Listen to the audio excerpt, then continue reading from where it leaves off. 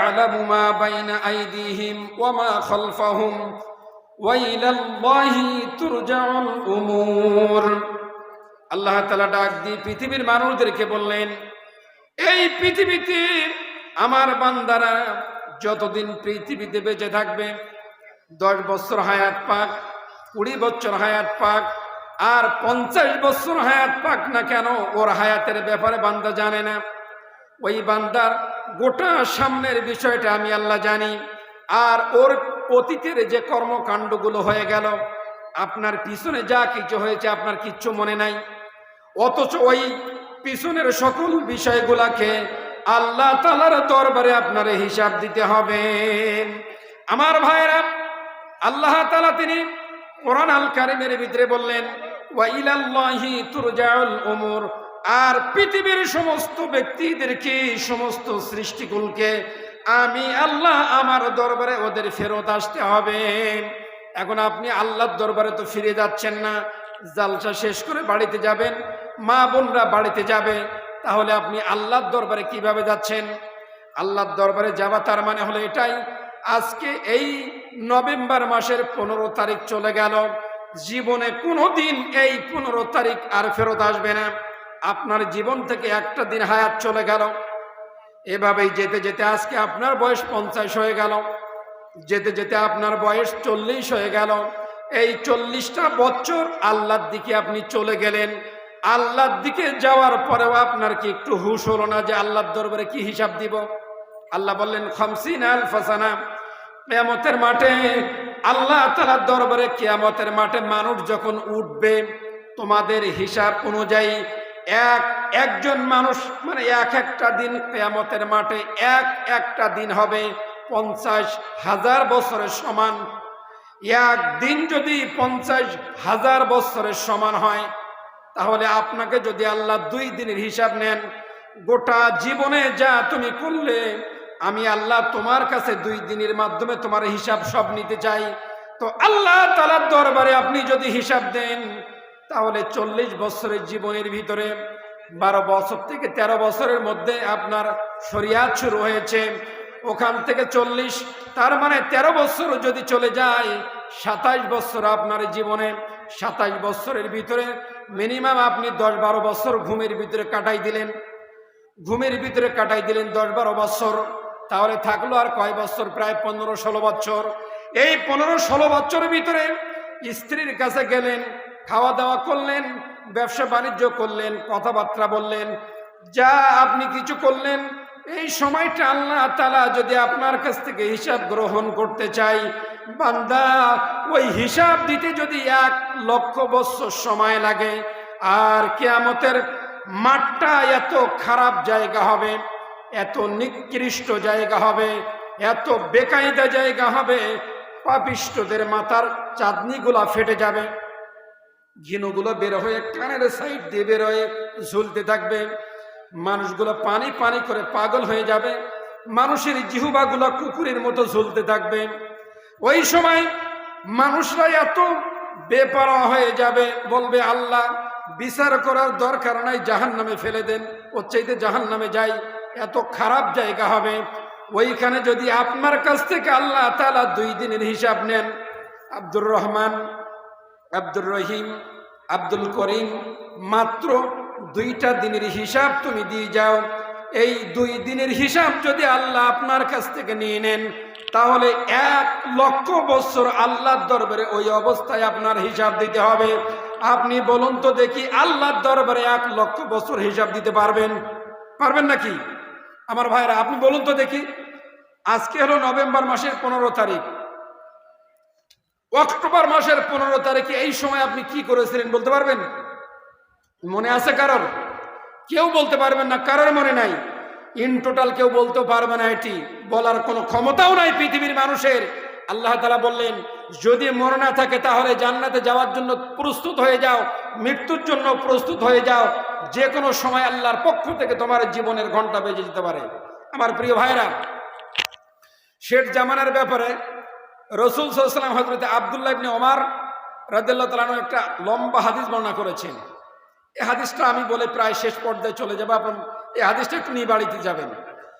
রাসূল সাল্লাল্লাহু আলাইহি ওয়াসাল্লাম তিনি বললেন যে এমন একটা সময় আমার উম্মতের কাছে আসছে, সে সময়টা এত খারাপ হবে। রাসূল সাল্লাল্লাহু আলাইহি ওয়াসাল্লাম তিনি বললেন, ও আনসার আর মুহাজির এদিকে আসো। সবাই মসজিদে নববীতে চলে আসলেন। আসার পরে বিশ্বনবী সাল্লাল্লাহু আলাইহি ওয়াসাল্লাম তিনি বললেন যে আল্লাহ তাআলা তোমাদেরকে 5টি বিষয় বিপদে ফেলে দিবেন। আল্লাহ তাআলা তোমাদেরকে 5টি বিষয়, 5টা পরীক্ষা, আল্লাহ তাআলা 5টা পরীক্ষা করে তোমাদেরকে বিপদে ফেলতে চায়। আর আমি রাসূল তোমাদেরকে ওই 5টা বিপদ থেকে বাঁচার জন্য আল্লাহর কাছে দোয়া করেছি। তার প্রথমটা হলো এই, 1 নাম্বার গজব আল্লাহ পৃথিবীতে দিবেন। 1 নাম্বার গজবটা কি? পৃথিবীতে যখন মানুষরা অশ্লীলতা, গোটা গ্রাম, এই ভালো করে কথা শুনেন, প্রত্যেকের বাড়িতে মেয়ে আছে, প্রত্যেকের বাড়িতে স্ত্রী আছে, স্ত্রী সন্তান আছে। স্ত্রী সন্তান আছে তো হযরত আয়েশা রাদিয়াল্লাহু তাআলা আনহা তিনি বলতেন, আল্লাহ রসুলের মাইন্ড, মানে মাইন্ড বলতে কি, আল্লাহ রসুল সাল্লাল্লাহু আলাইহি ওয়াসাল্লাম যখন খুব ফ্রি মেজাজ থাকতেন, খুব আনন্দ ফিল করতেন, খুব মানে এনজয় একটা মুহূর্ত থাকতেন, ঠিক ওই সময় মা আয়েশা রাদিয়াল্লাহু তাআলা আনহা তিনি কি করতেন দেখেন, আপনি আপনার বাড়ির স্বামী আছেন, তো একদিন আপনার মন খুব ভালো, ওই সময় আপনার স্ত্রী এসে বলছে তোমার মন খুব ভালো, আমার একটা এরাদা পূরণ করতে হবে, কি আমাকে চলো না আজকে একটু দার্জিলিং নিয়ে যাবে। বলে না আমাদের স্ত্রীরা, বলে না চলো না আমাকে একটু বহরমপুর নিয়ে যাবে বা একটা হোটেলে নিয়ে যাবে অথবা দোকানে যে আমাকে কিছু কিনে দেবে। তো ওই সময় স্বামীর মন যখন ভালো থাকে, ঠিক আছে আমি দিয়ে দেবো, বলে না এটা। রাসূল সাল্লাল্লাহু আলাইহি ওয়াসাল্লাম তিনি মহিলাদেরকে বললেন যে পৃথিবীতে যখন তোমার স্বামীর চেহারা খুব ভালো দেখবে, মাইন্ড খুব ফ্রি দেখবে, তখন তুমি তোমার স্বামীর কাছে কি চাইবে জানো? ওই সময় মা আয়েশা তিনি বলতেন, ইয়া রাসূলুল্লাহ আপনি আমার জন্য দোয়া করুন, ইয়া রাসূলুল্লাহ আপনি আমার জন্য দোয়া করুন। তো ওই সময় আল্লাহ রাসূল বলতেন, আয়েশা কি দোয়া করব? তখন তিনি বলতেন, আপনার মনে যেটা আসে সেটাই আপনি আমার জন্য দোয়া করুন, করুন না আপনি আমার জন্য দোয়া। তো ওই সময় আল্লাহ রাসূল সাল্লাল্লাহু আলাইহি ওয়াসাল্লাম তিনি বলতেন, আল্লাহ আয়েশার জীবনের গুনাহগাত আল্লাহ তুমি মাফ করে দাও, বলেন সুবহানাল্লাহ। এরপরে তিনি বলতেন যে আল্লাহ তুমি আয়েশার সমস্ত কবরের বিপদকে মুসিবত দূরীভূত করে দিয়ে দাও, আল্লাহ তুমি আয়েশার কিয়ামতের মাঠে মুসিবত দূরীভূত করে দিয়ে দাও, আল্লাহ আয়েশার জন্য জান্নাতে যেতে পারে, বলেন সুবহানাল্লাহ। মা বোন যারা আছেন, যাদের স্বামী এখানে আছেন, যখন আপনি দেখবেন আপনার স্বামীর মাইন্ড খুব ভালো, নিজের জন্য আপনি স্বামীর কাছ থেকে দোয়া চাইবেন। আমাদের মা বোনরা চাই কিনা আমি জানি না, কিন্তু চাইতে হবে এটি। স্বামী যদি আপনার জন্য দোয়া করে, আপনার জন্য জীবনের কল্যাণ বয়ে আনবে। এবার আসেন, হযরত আব্দুল্লাহ ইবনে ওমর তিনি বলেন, রাসূল সাল্লাল্লাহু আলাইহি ওয়াসাল্লাম তিনি বললেন, যদি এই কম, এই যে গ্রাম, এই কমের ভিতরে রাসূল সাল্লাল্লাহু আলাইহি ওয়াসাল্লাম তিনি বললেন, যদি এই কমের ভিতরে, এই কমের মানুষরা কোনো অশ্লীলতা ছড়িয়ে যায়, অশ্লীল কি? অশ্লীল হলে এটাই, আপনার মেয়ের বয়স মিনিমাম 14 অথবা 9 বছর থেকে বা 8 বছর থেকে শুরু হয়েছে। যখন আপনার মেয়ের বয়স 10 বছর হয়েছে, তখন আপনার মেয়ের উঁচা নিচে জায়গাগুলো বোঝা যাচ্ছে, সে আস্তে আস্তে ভারসাম্য হতে যাচ্ছে। ওই সময় আপনার মেয়েকে ছোট পোশাক আপনি দিতে পারবেন না, আপনার মেয়েকে ঢিলা ঢালা পোশাক দিতে হবে। আপনার মেয়েকে এবং এমনভাবে আপনাকে পরিপাটি করতে হবে, ওকে শেখাতে হবে, ওকে বুঝাতে হবে যে তুমি হলে দামি মানুষ, তুমি হলে দামি। আর দুনিয়া ও মাতা ও খয়রুল মাতা ও দুনিয়া ইমরাতুস সালিহা, বিশ্বনবী তিনি বলেছেন গোটা পৃথিবীটাই হলো সম্পদ, এ সম্পদের ভিতরে সর্বশ্রেষ্ঠ সম্পদ হলো একজন নেককারিনী স্ত্রী। সুতরাং সমাজের ভিতরে যদি অশ্লীলতা ছেয়ে যায়, অশ্লীলতা কিভাবে ছেয়ে যায়? আল্লাহ রাসূল বললেন, ফাত্তাকুদ দুনিয়া ওয়াত্তাকুন নিসা, আমি আমার উম্মতের কাছে, আমার উম্মতের জন্য 2টা সবচাইতে ভয়ঙ্কর জিনিস রেখে গেলাম। আমার উম্মতের এত বড় ফিতনা পৃথিবীতে আর নাই। 1 মহিলার ফিতনা, 2 পৃথিবীর ফিতনা। এই ফিতনার থেকে আমার উম্মত বাঁচবে কিনা জানি না। বনী ইসরাঈলদের প্রথম অন্যায় শুরু হয় নারীর ফিতনা দিয়ে শুরু। শুনে নেন, হযরত আব্দুল্লাহ ইবনে ওমর তিনি বলেন, রাসূল সাল্লাল্লাহু আলাইহি ওয়াসাল্লাম তিনি বলেছেন, এই পৃথিবীতে যখন সমাজের ভিতরে, কমের ভিতরে অশ্লীলতা ছেয়ে যাবে, অশ্লীল কি?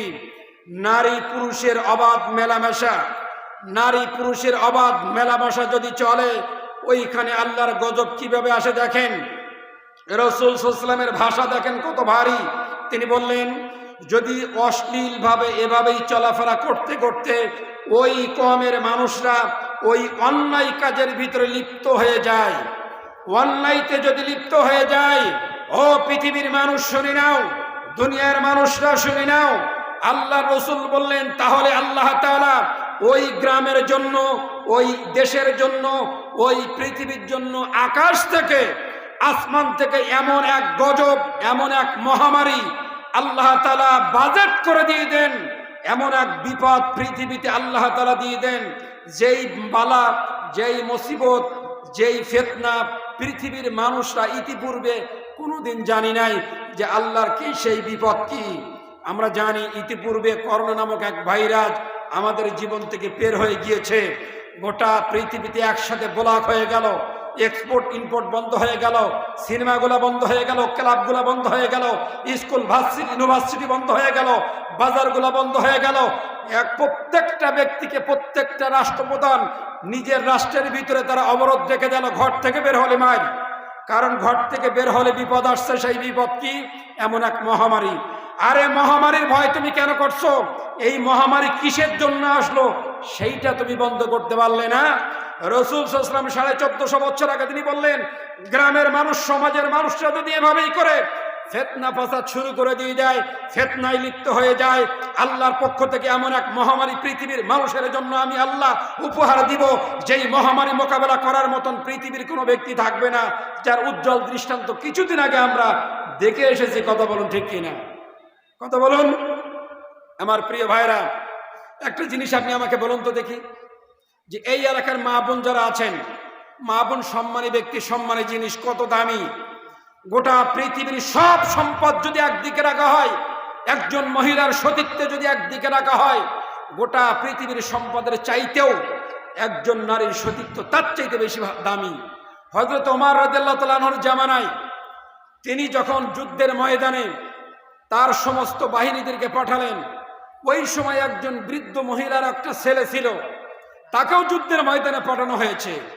ওই মহিলা ওমরের কাছে এসে নালিশ করে বললেন, ওগো ওমর, তুমি তোমার যুদ্ধের জন্য আমার ছেলেকে তুমি যুদ্ধের ময়দানে প্রেরণ করেছো, আমার নববধূ আমার বাড়িতে এখনো পর্যন্ত বাচ্চা কাচ্চা হয় নাই, প্রত্যেক রাত্রিতে একজন দুষ্কৃতিকারী আমার এই নববধূর চরিত্রের উপরে হামলা করতেছে, প্রত্যেক দিন আমি সর্বোচ্চ চেষ্টা করতেছি, প্রত্যেক রাতে আসছে, আল্লাহ না করুক যদি আজকে রাত্রি এসে আমার নববধূর চরিত্রের উপরে নষ্ট হয়ে যায়, ওমর আমি বৃদ্ধ বলছি তোমার বিরুদ্ধে আল্লাহর দরবারে আমি মামলা দিব। এটি শোনার পরে হযরত ওমর আশ্চর্য হয়ে গেলেন, সেখান থেকে খাওয়া দাওয়া বন্ধ করে দিলেন। বন্ধ করে দেওয়ার পরে তিনি বললেন, হে বৃদ্ধ মহিলা, তুমি তোমার বাড়িতে আজকে খবরদার তুমি বাতি জ্বালাবে না, তোমার বাড়িতে বাতি জ্বালাবে না, এবং তুমি তোমার ঘরের দরজা খুলে রাখবে, ঘরের দরজা আজকে আটকাবে না। বলল ঠিক আছে তাই হবে। হযরত ওমর ওই বৃদ্ধ মহিলার বাড়িতে চলে গেলেন। বৃদ্ধ মহিলার বাড়িতে যখন তিনি গেলেন, বৃদ্ধ মহিলা জানে না প্রত্যেক দিনের ন্যায় সেই দুষ্কৃত আবার চলে আসলো ওই নারীর চরিত্র হরণ করার জন্য। যখনই ঘরের ভিতরে প্রবেশ করেছে, হযরত ওমর সাথে সাথে ওই দুষ্কৃতকারীর সাথে সাথে তাকে তার গলা আটকাই ধরে ফেলেছে। গলা আটকানোর সাথে সাথে তাকে তার তরবারি দিয়ে শিরচ্ছেদ করে আলাদা করে ফেলেছে। আলাদা করার পরে এবার মহিলাকে বলা হলো, এই বৃদ্ধ মহিলা এবার তুমি বাতি জ্বালাও। বাতি জ্বালালেন, হাতের ভিতরে মস্তক রাখা অবস্থায়। ওমর ওই মস্তক দেখার পরে বললেন আলহামদুলিল্লাহ। এবার বললেন, মহিলা আমাকে এক গ্লাস পানি দাও। এক গ্লাস পানি দেওয়া হলো। এক গ্লাস পানি তিনি পান করলেন, করার পরে বললেন, আগামীকাল তুমি আমার দরবারে আসবে, আমার রাজ সিংহাসনে আসবে। তার রাজ সিংহাসন ছিল মসজিদে নববী। পুত্রবধূকে নিয়ে যখন তার পরদিন হযরত ওমরের কাছে গেলেন, ওমরের কাছে যাওয়ার পরে ওই সময় একেবারে পুরা মজলিসের ভিতরে হযরত ওমর রাদিয়াল্লাহু তাআলা আনহু তিনি বললেন, হে বৃদ্ধ মহিলা শুনে নাও, তুমি যখন গতকালকে এসে আমার কাছে নালিশ করলে একজন দস্যু তোমার নববধূর চরিত্র হরণ করার জন্য প্রত্যেক দিন তোমার বাড়িতে হানা দিচ্ছে, আমার ভয় হচ্ছিল যে আমার ছেলে তো বাড়িতে আছে যুদ্ধের সময়, আমার ছেলে তার পুত্রবধূকে তার চরিত্র হানা দিচ্ছে কিনা আমার ভয় হচ্ছিল। তাই আমি তোমাকে বলেছিলাম, খবরদার খবরদার বাড়িতে তুমি বাতি জ্বালাবে না, কারণ আমার ছেলে যদি হয় আর আমি আমার ছেলেকে তো কেটে আলাদা করে ফেলবো, ওই বিচার করতে হয়তো আমার মায়া লাগবে, তাই আমি বলেছিলাম বাড়িতে বাতি জ্বালবে না। আমি যখন বাতি জ্বালানোর পরে আমি তাকে শিরচ্ছেদ করে দেখলাম আমার ছেলে না, তখন আমি আল্লাহর শুকরিয়া আদায় করেছিলাম। যেদিন তুমি আমার কাছে গতকালকে নালিশ করলে সেখান থেকে আমি খাওয়া বন্ধ করে দিয়েছি, এক ফোঁটাও পানিও পর্যন্ত আমি আমার খাই নাই। এটাই হলো সিস্টেম, এটাই হলো ফিতনা। সমাজের ভিতরে যদি নারী ফিতনা হয়, সমাজের ভিতরে যদি পুরুষ ফিতনা হয়, ওই সমাজের ভিতরে আল্লাহর স্পেশাল বিপদ আসবে, স্পেশাল গজব আসবে, যা পৃথিবীর কোনো ব্যক্তি এই গজব এই বিপদ পৃথিবীর কোনো ব্যক্তি ঠেকাতে পারবে না। জ্ঞানী গুণী সুধী সমাজ সকলকে অনুরোধ করে বলবো, যাদের বাড়িতে বিবাহ যোগ্য কোনো মেয়ে আছে খবরদার এই মেয়ে যেন পর্দার বাইরে না আসে। যদি যার বাড়িতে ছেলে বিবাহযোগ্য ছেলে আছে, এই মেয়ে এই ছেলের সাথে যেন ওভাবেই মেলামেশা না করতে পারে, অবাধভাবে মোবাইল চেক করে নেবেন সে পূর্ণগ্রামী দেখছে কিনা, বন্ধু বান্ধব কারা আছে, এই নৈতিক দায়িত্ব আপনারই থাকবে। এটাই হলো ফিতনা। রসুল বললেন যদি এই ফিতনার ভিতরে শামিল হয়ে যায়, আপনি দেখছেন কথা বলছেন না, আপনি দেখছেন চিন্তা করলেন আমি ভালো আছি, আপনার ব্যাপারে আল্লাহর ডিসিশন ফাইনাল। আল্লাহ তাআলা বললেন ওয়ালা তাআওয়ানু আলাল বিররি ওয়াত তাকওয়া ওয়ালা তাআওয়ানু আলাল ইসমি ওয়াল উদওয়ান ওয়াত্তাকুল্লাহ ইন্নাল্লাহা শাদীদুল ইকাব। আল্লাহ তাআলা তিনি বললেন সূরা মাইদার 2 নম্বর আয়াতে, আল্লাহ বললেন ওয়ালা তাআওয়ানু আলাল বিররি ওয়াত তাকওয়া, তোমরা পরস্পর ভালো কাজে সহযোগিতা করবে। ওয়ালা তাআওয়ানু আলাল ইসমি ওয়াল উদওয়ান, যদি কোনো অন্যায় তোমরা দেখো, বেফায়সা অন্যায় অত্যাচার যদি সমাজের ভিতরে চলে, তাহলে তোমরা সেখানে প্রোটেকশন করবে, চুপচাপ মুখ বন্ধ করে থাকা যাবে না। ওই প্রোটেকশন করার দায়িত্ব হলো তোমার। দুর্ভাগ্য হলো সত্য, সেটা হলো এই, আমাদের বিবেক আমাদের বুদ্ধি মঙ্গল গ্রহে চলে গিয়েছে। একটা ছেলে আর একটা মেয়ে অবাধ মেলামেশা করছে, দেখেও আমরা দেখি না। পার্কের ভিতরে ছেলে মেয়েরা সেখানে যাচ্ছে, বিবাহ হয় নাই, সেখানে জেনায় লিপ্ত হয়েছে। রাসূল সাল্লাল্লাহু আলাইহি ওয়াসাল্লাম তিনি বললেন ওই এলাকার জমিন আল্লাহ জিলজাল দিয়ে ধ্বংস করে দিয়ে দেয়, ওই এলাকার জমিনকে আল্লাহ তাআলা গজব দিয়ে দেয়। যেই এলাকার যুবকেরা যুবতীরা এখনো বিবাহ হয় নাই, ওরা জেনায় লিপ্ত হয়েছে, আল্লাহ রাসূল বললেন ওই এলাকায় আল্লাহর এমন গজব নির্ধারণ হয়ে যায়, ওই গজব পৃথিবীর কোনো ব্যক্তি ঠেকাতে পারবে না, পৃথিবীর কোনো ব্যক্তি ঠেকানোর সুযোগ হয় না। আপনি বলুন তো দেখি, এলাকার ভিতরে এই ধরনের অন্যায় অত্যাচার হচ্ছে, কখনো কোনোদিন আপনি কি এটা বন্ধ করতে পেরেছেন? নাকি বন্ধ করার জন্য কোনো পদক্ষেপ গ্রহণ করেছেন? আজও পর্যন্ত পৃথিবীর কোনো ব্যক্তি এটা গ্রহণ করতে পারে নাই। এটা অবশ্যই আপনাকে করতে হবে, দায়িত্ব আপনার। রাসূল সাল্লাল্লাহু আলাইহি ওয়াসাল্লাম তিনি হাদিসের 2 নম্বর ব্যাপারে তিনি বললেন, ওই সময় যদি ওয়াইলুল লিল মুতাফফিফিন আল্লাযিনা ইযা ইক্তারু আলান নাসি ইস্তাওফুন, আল্লাহ রাসূল সাল্লাল্লাহু আলাইহি ওয়াসাল্লাম তিনি বললেন যারা ওজনে কম দেবে, যারা ব্যবসায়ী আছেন শুনে নেন, ডিজিটাল কায়দায় ওজনে কম দেওয়া হয়। রাসূল সাল্লাল্লাহু আলাইহি ওয়াসাল্লাম তিনি বললেন যারা ওজনে কম দেয়, ওজনে যারা কম দিবে, রাসূল সাল্লাল্লাহু আলাইহি ওয়াসাল্লাম তিনি বললেন যারা ওজনে কম দেয়, তখন আল্লাহর পক্ষ থেকে ওই জাতির জন্য একটা অত্যাচারী শাসক নিয়োগ হয়। যারা ওজনে কম দেন, ওই ওজনে কম দেওয়া ব্যক্তিদের ভাগ্য পুতনিতে আসবে অত্যাচারী, তাদের অত্যাচারের কারণে তারা পাগল হয়ে যাবে, ঘরেও শান্তি পাবে না, বাইরেও শান্তি পাবে না, চতুর সাইডে শুধু অত্যাচার তাদেরকে বেষ্টন করে ফেলবে। যারা ওজনে কম দিবে, আল্লাহ বললেন ওই এলাকার ভিতরে আল্লাহ দুর্ভিক্ষ দেন। যারা ওজনে কম দিবে আল্লাহ ওই এলাকার ভিতরে দুর্ভিক্ষ দেন। ওয়াইলুল লিল মুতাফফিফিন আল্লাযিনা ইযা ইক্তালু আলান নাসি ইস্তাওফুন, যারা মানুষদেরকে যখন মেপে দেয়, বেশি নেয় বা ঠিকঠাক নেয়, আর মানুষদেরকে যখন দেয় কম দেয়, এটা যখন হয় আল্লাহ ওই এলাকায়, ওই গ্রামের ভিতরে, দেশের ভিতরে আল্লাহর গজব নেমে আসে। পৃথিবীর কোনো ব্যক্তি ওই গজব থেকে মুক্তি দিতে পারবে না। আমার প্রিয় ভাইরা, আমার প্রিয় বন্ধুরা শুনে নেন, যারা ব্যবসায়ী মানুষদেরকে কম দিবেন না, মানুষদেরকে কম দিলে আল্লাহর বিপদ সুনিশ্চিত, পৃথিবীর কোনো ব্যক্তি ঠেকাতে পারবে না। 3 নাম্বার, যাদেরকে আল্লাহ সম্পদ দিয়েছেন, টাকা পয়সা দিয়েছেন, এই বিত্তবান ব্যক্তিরা যদি যাকাত না দেয়, আল্লাহ রাসূল বললেন তাহলে আল্লাহ আকাশের দৃষ্টি বন্ধ করে দেন। যদি যাকাত না দেন তাহলে আল্লাহ আকাশের দৃষ্টি টোটাল বন্ধ করে দেন। পৃথিবীতে দৃষ্টি আসে তাহলে কেন? গবাদি পশু থাকার কারণে আল্লাহ তাআলা পৃথিবীতে বৃষ্টি দিয়ে থাকেন। তা না হলে আল্লাহ তাআলা কিয়ামত পর্যন্ত এই পৃথিবীতে আর বৃষ্টি দিতেন না। পৃথিবীর মানুষরা যদি যাকাত না দেয়, আমার প্রিয় ভাইরা, এই যে মাদ্রাসা কেন্দ্রিক এখানে কিছুক্ষণ আগে টাকা ওঠানো হলো, এটা হলো এই এলাকার একটা প্রদীপ, এই এলাকার একটা নূর, এই এলাকার একটা পথ প্রদর্শক। এই জায়গা থেকে আলেম তৈরি হবে, এই জায়গা থেকে এলেমের চর্চা হবে। আল্লাহ রাসূল সাল্লাল্লাহু আলাইহি ওয়াসাল্লাম তিনি বললেন, ইয়াতাকাবারুজ জামানু ওয়া ইয়াকবিদুল ইলমু ওয়া তাযহারুল ফিতনা ওয়া ইয়ালকুশুহা ওয়া তাকসারুল হারাজ।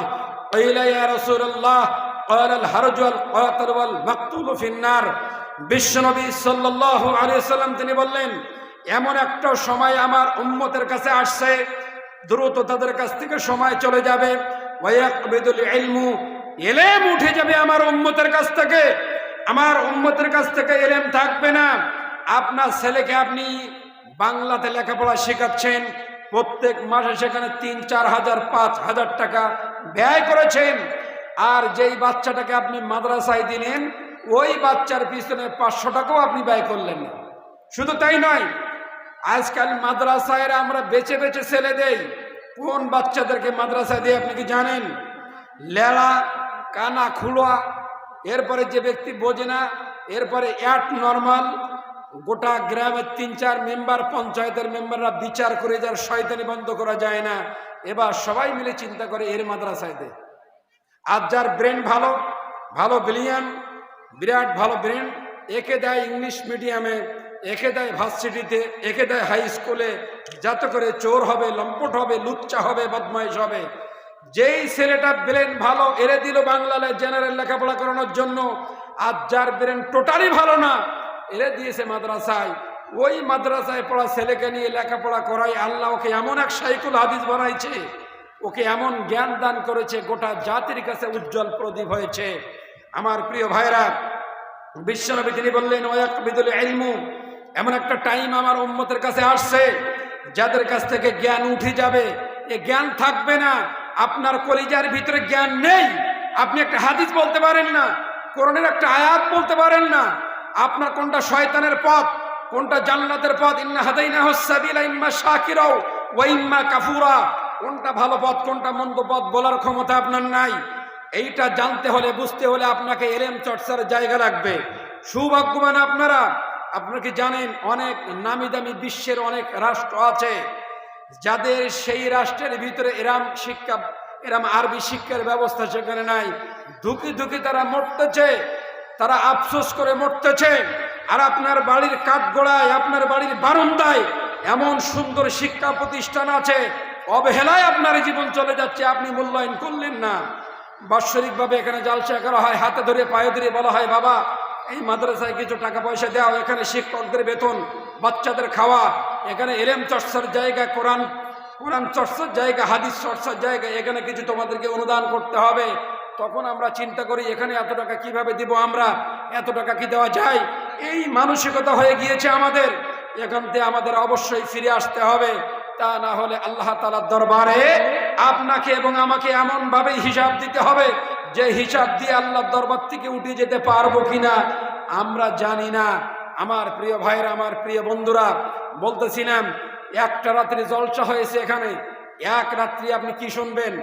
এক রাত্রি আপনার অনেকগুলো হাদিস মুখস্থ হবে না, অনেকগুলো আয়াতের ব্যাখ্যা মুখস্থ হবে না, একটা রাতের একটা ব্যাখ্যা হয়ে যাবে আপনার জীবনে। আজকে আপনি এই মাদ্রাসার জন্য আপনার হস্ত মোবারক প্রসারিত করেছেন, হস্ত প্রসারিত করেছেন। আপনার কষ্টের হালাল উপার্জিত টাকা যদি ইলম চর্চার জন্য এভাবেই দান করে যেতে পারেন, এই সময়টা মনে থাকবে না, এই দিনটা মনে থাকবে না, টাইমটার কথা আপনি ভুলে যাবেন। কিন্তু আল্লাহ রাসূল বললেন, আস-সাদাকাতু বুরহানুন, কোনো ব্যক্তি যদি আল্লাহর রাস্তায় ইলম চর্চার জন্য, দ্বীনি শিক্ষার জন্য দান সদকা করতে পারে, তাহলে কিয়ামতের মাঠে হাতু বুরহানাকুম, ওই দান, ওই সদকা তার জন্য দলিল হয়ে যাবে জান্নাতে যাওয়ার জন্য, যে এই ব্যক্তি আল্লাহ দান করেছে। তোমার কোরআন কেউ আর নিচ্ছিল না, কোরআন মুখস্থ করতে পারছিল না, হাদিসের চর্চা ছিল না, তার দানের মাধ্যমে আল্লাহ এই ছোট্ট মাসুম বাচ্চারা হাদিসের হাফেজ হয়েছে, এই বাচ্চারা মুহাদ্দিস হয়েছে, কোরআনের হাফেজ হয়েছে। সুতরাং আল্লাহ এই ব্যক্তির অনুদান পিছন দিক থেকে প্যাট্রোনাইজ করেছে, আল্লাহ তুমি এর প্রতিদান দিয়ে আল্লাহ তুমি জান্নাতবাসী করে দিয়ে দাও। আমার প্রিয় ভাইরা, আমার প্রিয় বন্ধুরা, মেহেরবানি করে আপনাদেরকে অনুরোধ করে বলবো, ইট দিয়ে সিমেন্ট মাটি দিয়ে যে ঘর তৈরি করেছেন, এই ঘরের এত দাম, এত মর্যাদা, অকাল ইনসানু মা লাহা, কিয়ামতের মাঠে ঘরও আপনার পক্ষে কথা বলবে, আল্লাহ আমাকে টাকা দিয়ে নির্মাণ করেছে, আমি সেই ঘর মাদ্রাসার ঘর, যেখানে বসে বসে আমি হাদিস শুনেছিলাম, যেখানে বসে বসে আমি কোরআন শুনেছিলাম, আল্লাহ এই লোকটা বড় বিপদে পড়ে গেছে, আল্লাহ লোকটাকে আপনি মাফ করে জান্নাত দেন। এই কথা কিয়ামতের মাঠে আপনাকে কেউ বলবে না, না বলবে আপনার সন্তান, না বলবে আপনার সম্পদ, ভালো আমল আপনাকে এই কিয়ামতের মাঠে বলবে। আমার প্রিয় ভাইরা, আমার প্রিয় বন্ধুরা, আপনার বুকের ভিতরে যদি বেদনা এখন শুরু হয়ে যায়, এখনই চলে যাবেন আপনি মালদার সবচেয়ে ভালো হাসপাতালে, সেখানে 10,000 20,000 টাকা আপনি ব্যয় করে 1 সপ্তাহের ভিতরে সুস্থ হয়ে গেলেন। যে আল্লাহ আপনাকে সর্বসময়ের জন্য সুস্থ রেখেছেন, সেই আল্লাহ তাআলার জন্য আপনি কেন দিতে পারবেন না? আপনি কি জানেন রিজিকের 4টা খাত আছে? রিজিকের হলো 4টা খাত। এই রিজিকের 4টা খাতের প্রথমটা হলো সুস্থতা। রিজিকের প্রথম খাতের 4টা খাতের প্রথম খাত হলো নিজের শরীরের সুস্থতা। আপনার যদি সুস্থ থাকে, ওটাই হলো রিজিক। 2 নাম্বার রিজিক হলো নেককারিনী স্ত্রী, যার ঘরে আল্লাহ একজন নেককারিনী আবেদা সালেহা ভালো একজন স্ত্রী পেয়েছে,